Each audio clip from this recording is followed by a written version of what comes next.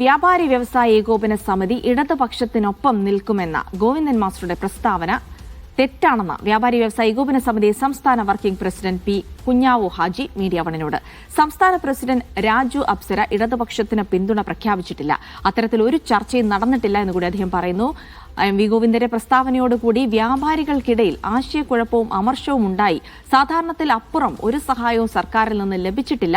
സർക്കാർ ഓൺലൈൻ തെരുവ് കച്ചവടക്കാരെ പ്രോത്സാഹിപ്പിക്കുന്നു. ചെറുകിട കച്ചവടക്കാർ വലിയ പ്രതിസന്ധിയിലാണെന്നും കുഞ്ഞാവു ഹാജി മീഡിയ വണിനോട് പറഞ്ഞു.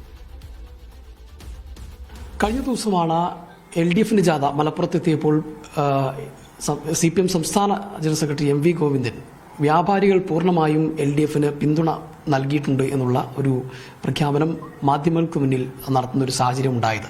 ഇപ്പോൾ നമ്മോടൊപ്പം വ്യാപാരി വ്യവസായ ഏകോപന സമിതി സംസ്ഥാന working president P Kunjavu Haji ചേരുകയാണ്. അത്തരത്തിലൊരു ചർച്ചയോ എന്തെങ്കിലും നടന്നിട്ടുണ്ടോ? തീർച്ചയായിട്ടും അത് തെറ്റാണ്. അങ്ങനെ ഒരു ചർച്ച നടന്നിട്ടില്ല. സത്യത്തിൽ ഞങ്ങൾ ഇന്നലെ അറിഞ്ഞു, ഗോവിന്ദൻ മാഷ് ഇന്നലെ മലപ്പുറത്ത് LDFന് സപ്പോർട്ട് പറഞ്ഞിട്ട് വ്യാപാരി വ്യവസായി ഏകോപനം അപ്പം ഞങ്ങളെ കൂടെയാണ് എന്ന് പറയുന്നു ഞങ്ങൾ അറിഞ്ഞു.